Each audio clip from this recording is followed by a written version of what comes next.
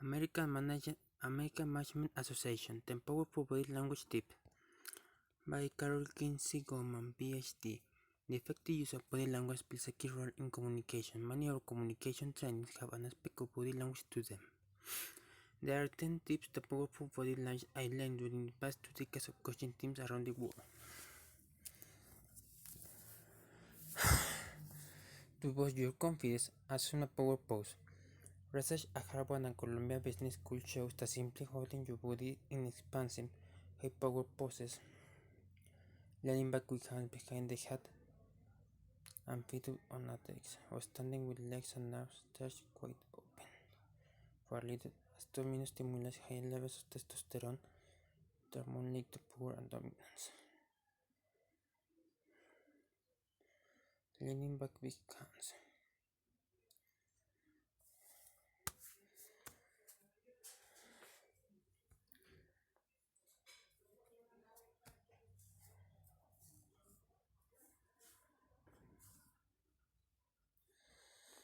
That is when you feel instinctively want to appear confident, in addition to causing hormonal shifts in both males and females. This push leads to increased feelings of power and higher tolerance for risks. The study also found that people are more often influenced by how they feel about you than by what you're saying. For most tips gaining confidence, there are the 5 ways to predict confidence. To encourage participation, look at your listening. If you want people to speak, you don't multitask while they do. Avoid the temptation to check your text message, check your watch, or check how the other participants are reacting. Instead, focus on those who are speaking, between your head and torso to face them directly and be making eye contact. Leaning forward, nodding and tilting your head are other non-verbal ways to show you're engaged and paying attention. It's important to hear people. It's just important to make sure they know you are listening.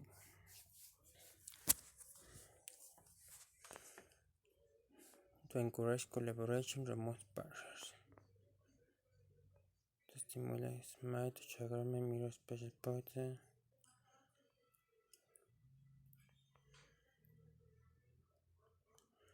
To sound authority. For a special important lugar. To relax it. A technique I learned for a speech therapies. By keeping your lips together and making the sounds and if you are familiar with your voice doesn't rise and the sentences as if you are asking a question or seeking approval. Instead, when stating your opinion, use the authoritative arc, in which you will start on one note, raises the pitch throughout the sentence and drop back to at the end.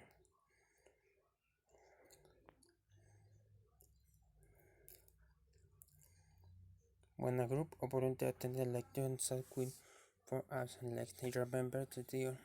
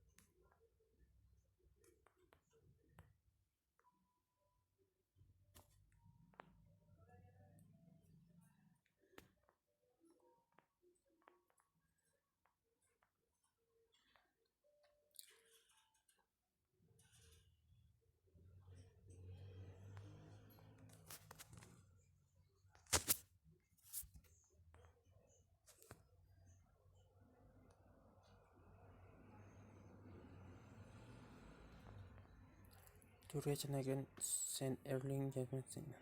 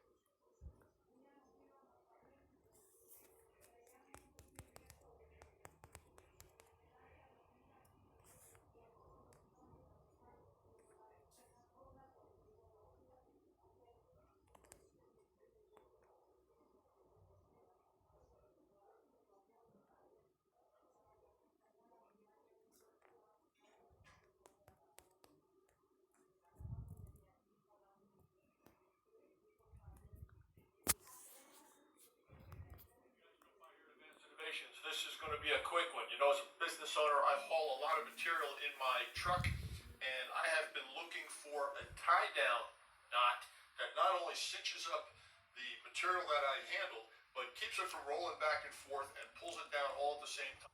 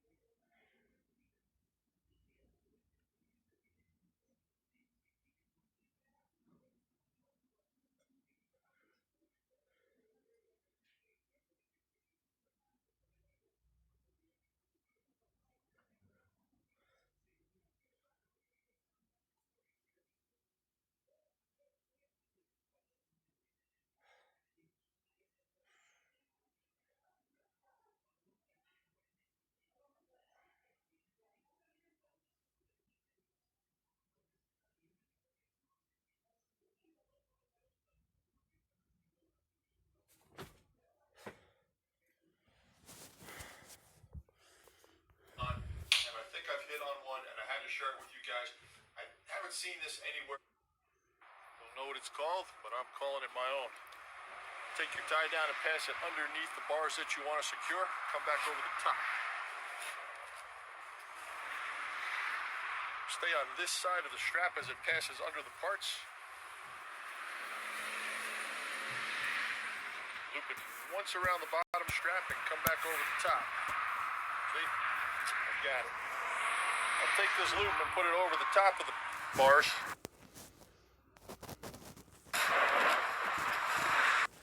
Don't know what it's called, but I'm calling it my own. Take your tie down and pass it underneath the bars that you want to secure. Come back over the top. Stay on this side of the strap as it passes under the parts. Loop it once around the bottom of the strap and come back over the top. See? I got it. I'll take this loop and put it over the top of the bars, and the loose end comes under and goes through the hole. Now, the bars. Loop. Don't know what it's called, but I'm calling it my own. Take your tie down and pass it underneath the bars that you want to secure. Come back over the top. Stay on this side of the strap as it passes under the parts. Loop it once around the bottom of the strap and come back over the top. See? I got it. I'll take this loop and put it over the top of the bars, and the loose end come back over the top. See? I got it.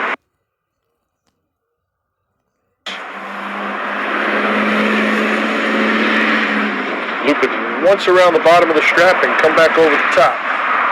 See? I got it. I'll take this loop and put it over the top of the bars, and the loose end comes under and goes through the hole.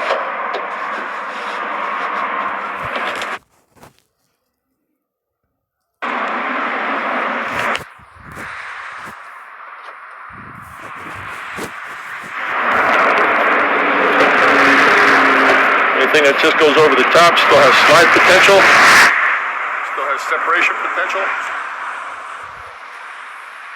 If you loop it, it's still walking. That last knot that I just showed you, and I'm going to show you again real quick. You can start off over the top or under the bottom, it doesn't matter. Under the bottom, stick to this side of the strap.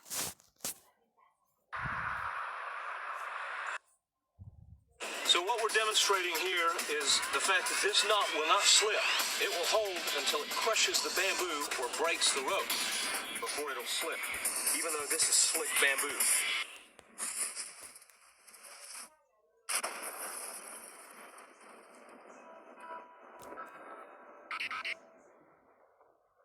All right, I'm going to demonstrate a variation of the rolling hits today. That's very important. But first I want to apologize for taking so long to get the next video out. I've been working on something really big, something very cool. And I can't really disclose, what it is. I mean, I can give you a hint. We're making a movie.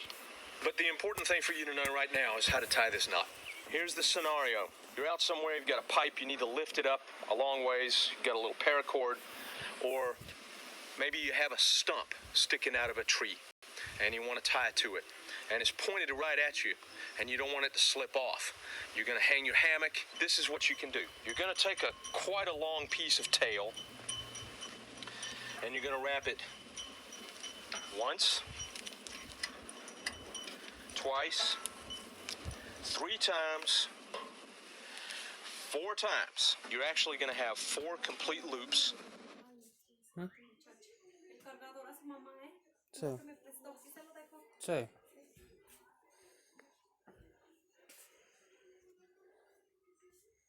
And then the tail. So it looks like 5, okay? But it's only 4 complete loops. But that's all you need.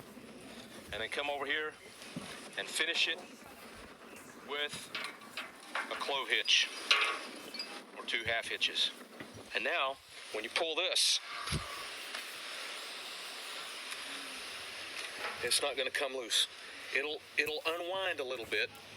Okay, that's normal. The action that's going on right here, this right here is tightening down, and it causes so much friction that it won't slip. Like all good knots, this knot is easy to untie when you're done. All with a clove hitch or 2 half hitches. And now, when you pull this off, you're going to hang your hammock. This is what you can do. You're going to take quite a long piece of tail and you're going to wrap it once, twice, 3 times, 4 times. You're actually going to have 4 complete loops and then the tail. So it looks like 5, okay? But it's only 4 complete loops. But that's all you need. And then come over here and finish it with a clove hitch or 2 half hitches. And now, when you pull this, I travelled over 100 kilometres with this load of ash planks on the roof of my car today. When I arrived home, the load was as safe and secure as when I strapped it on at the other end. It took me a long time to figure out the best way to use ratchet straps. Over the years, I've seen some horrible ways that people have used them on their loads. And this is the way that I use ratchet straps when I'm carrying a narrow load such as this load of planks. If I'm driving alone, I put the load on the passenger's side of the car, which in my case is on the left, to improve the overall vehicle load balance. I start by putting the hook over the back of the load towards the middle of the car, and I line the ratcheting mechanism up with the right edge of the roof rack bar.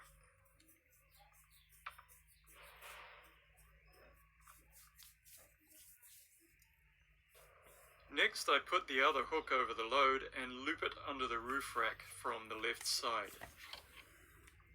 I then put the hook of each end through the closed loop of the hook component of the other end.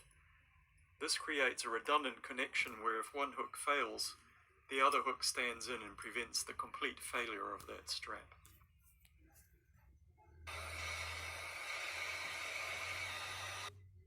What's going on, guys? Today I'm going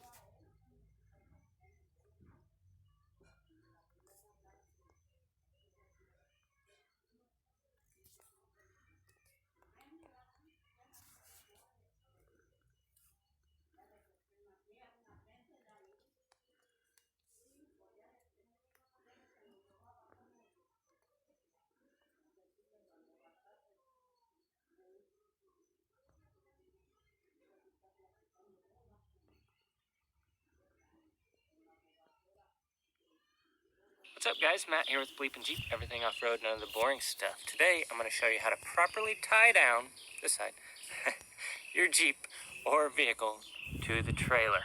This video is brought to you by